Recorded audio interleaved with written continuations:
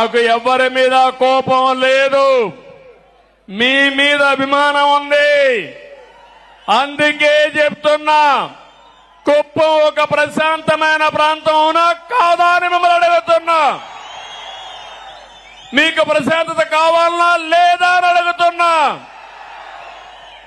ఈ రోజు మీ తరపున ఈ యొక్క ఎన్టీఆర్ మెమోరియల్, ఎన్టీఆర్ విగ్రహం సాక్షిగా చెప్తున్నా, ఎవడైనా కుప్పంలో రౌడీజం చేశారో చేస్తారు. అదే కడపటి రోజు అవుతుంది, మీకు జాగ్రత్త. రౌడీజం గాని, గంజాయి గాని, అక్రమ వ్యాపారాలు గాని ఈ ప్రశాంతమైన పవిత్రమైన కుప్పంలో చేయడానికి